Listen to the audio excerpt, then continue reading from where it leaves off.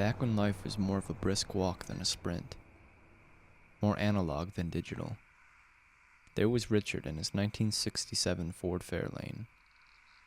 It was October of 1974, and he had just earned himself the right to drive an automobile. Whether or not this was beneficial to the public was debatable, because at 18 he was soaked in the elixir of hormonal Armageddon and barreling through life like a Molotov cocktail on autopilot. The Fairlane rumbled down tree-lined Route 23 with a chip on its shoulder as the dashboard lit up the boy's face inside like a ghost in a bottle. His cold hands gripped the wheel, which glistened of too much polish, shampoo, and oil. He referred to the interior as car furniture to his friends, and slaved away to make it shine. He debated if he should turn around.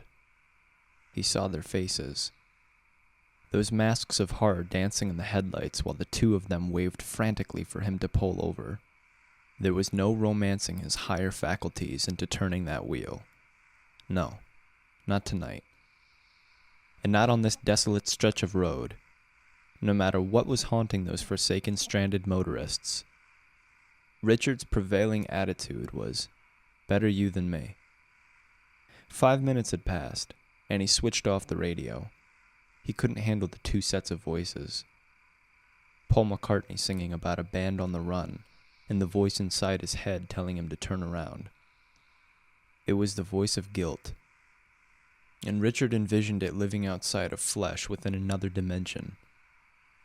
The voice that would watch him through a psychological window and safely observe Richard's innards being pulled out on the side of the road by something horrific that isn't satisfied with dining on just two. He felt that the voice had no right. It had nothing to ante up and lose. It was invulnerable. "Fuck you," he said as twilight waned outside with its atmospheric curtain call and handed the remaining hours over to the dark of night. Richard's skin was crawling with fear and guilt due to his choice of actions. Whatever their fate, he assumed it as his burden. A perfect fusion of dread and accountability, one feeding off the other. He had broken the treaty of flesh and felt it. Despite dabbling in a shot glass of empathy, he soldiered on. He would carry guilt, but not the ghastly unseen thing that stalked the sides of roads. Suddenly, a boom, and the Fairlane was no longer in charge of the road. It weaved and swayed as Richard tried to take charge with the wheel like a rodeo cowboy on a V8 bull. Eventually he was in charge again, but in charge of what? His faithful ride wobbled to the roadside as Richard sat in the glow of his gauges, his heart racing uncontrollably. He knew that he blew multiple tires, and he also knew that you'd see Santa firebomb an orphanage before he stepped 1 foot outside the car to fix them in the dark. He looked to make sure that each and every door was locked, and slowly turned his eyes to the driver's side window. His face and the lights from his dash reflected back to him. He suddenly felt vulnerable to the possibility of a second face materializing on the other side of the glass, and turned away. Richard cut off the engine to preserve fuel, the gauges to preserve power, and his imagination to preserve sanity. He tried to calm himself by turning his eyes skyward. The moon looked more full than it ever had before, like a galactic spotlight. Eyes dilated, giving him license to view the night, awash in electric blue as every contour of the forest was kissed by moonbeams. But for every glimmer, there was also an abyss of black, portals into the deep dark of night. Isn't it the night that owns us? It's the night that perches itself, out of sight during our waking hours, watching and waiting as daylight weakens. And then, in light's death throes, the light stealing domain over all of us. But night never seems to die. It only waits, unseen. Time marched on, and as the night grew colder, his mind regulated and decided that it was time to take action. He opened the door, and his boot dug into the gravel. There was no asphalt on this stretch of 23. not for miles and miles. It's as if the road crew were unwilling to venture this deep into the woods for fear of being eviscerated. He walked to the back of the car and popped the trunk. Richard grabbed a flashlight and crowbar. There was no sound to be heard outside of the crunching of his footsteps. He imagined an assemblage of thousands of woodland beasts staring wide-eyed at his human theatrics. Man fixes tire. Then, like a seed that blooms in an instant, his fear returned with great urgency and purpose. His driver's side tire was ripped apart. It wasn't simply flat. The misfortune of a nail in the road. It was butchered. He rose slowly, clutching his crowbar. His hearing sharpened. The result of millions of years of evolution. He was suddenly the prey, and needed all the tools he could to survive. An owl cried far above him and he shuddered, but not for the cry of the owl, rather for his own defenselessness there on the ground. He envied the beast, perched safely above him, 70 feet in the air and presiding over the night, all in subjugation to him. He turned to make his way back when the beam of his flashlight caught something about 100 feet from where he came. He turned to make his way back when the beam of his flashlight caught something about 100 feet from whence he came. A white and lanky bundle of limbs quickly tumbled into the thicket from the road. Richard was bathed in adrenaline. Heart pounding, as he bolted for the door of his car. The race for safety is one of the worst moments you can experience. Deep within, you realize that the instant you're about to make it is when you turn to see that which hunts you. And it was right behind you all along, your chance at escape an illusion. He threw himself inside and slapped the lockdown. A shaking hand turned the key while vigilant eyes are fixed on the rear window. He saw the underbrush waving violently to and fro in his direction, as if a cyclone were bearing down on him. The car roared once again. Richard dropped it into gear and stamped his boot on the accelerator as if the pedal were underneath the chassis. With no traction to be had in the equation of force plus gravel, his tires just uselessly spun into place. He screamed at the car to go. Go! Go! He heard the brush on the passenger side clearly. Then his car was hammered by the impact of the thing. With his peripheral vision, he could make out a gangly figure gripping the car, leering in. He kept his sights fixed on the road ahead and tried to will his car forward by compromising not to scream. He was aware of channels of tears cascading down his face as the car mercifully took grip and lurched forward. It didn't take long until he was at cruising speed, and his visitor was no longer affixed to the car.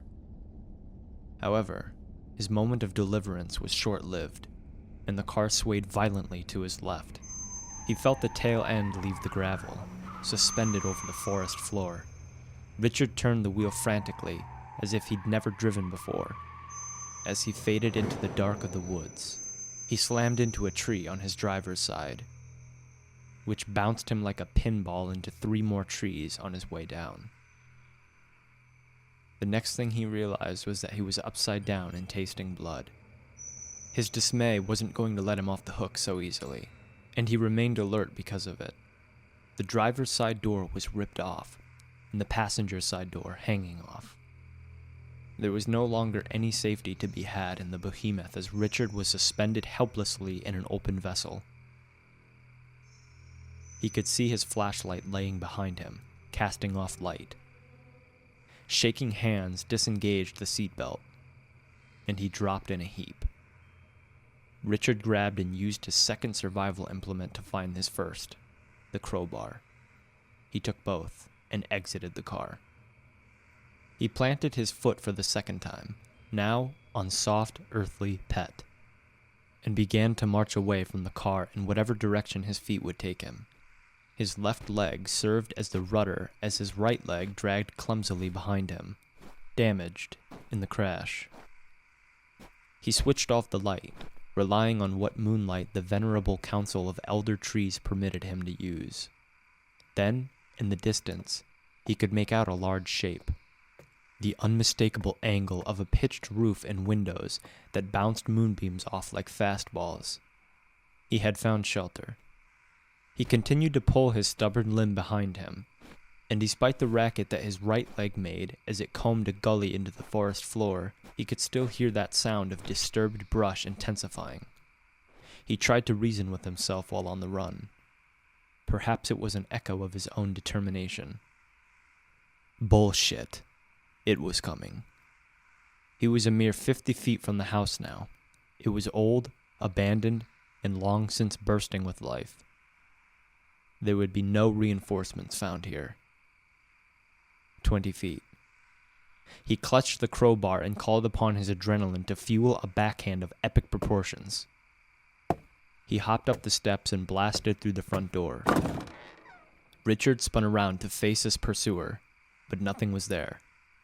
He backed himself against a wall and tried to soak up as much breath as he could take. His chest heaved, dragging in wads of air. Again, his senses heightened. He could hear every sound as his ears turned themselves to defense mode, and could begin to make out details in the house. He switched on his flashlight and panned the yellow beam across the room. Dragging it across time-worn surfaces, his breath rhythmically pumped out wisps of air, piping hot. He began to make his way across the room toward what appeared to be in the kitchen. The rooms of the house were doused in refracted moonlight. Deep blues, grays, and black, mostly black, consumed the detail. It was there. He could feel a presence. It felt as if the air were suddenly sucked from the house. His senses were heightened, but more senses than the usual 5. These were the senses of the hunted, like the threatened gazelle detecting danger in the wind as the lion prepares to pounce. Richard could feel it stalking him in the shadows, and it was creeping, beastly and damned. He knew that it was approaching from behind, and around the corner. His last chance was up a flight of stairs to barricade himself in a room, but his right leg would not make the ascent easy. Whenever Richard asked his father for help, instead of indulging the boy's requests, his father would say, "Do it like your life depended on it." Hopefully that work ethic would finally pay off.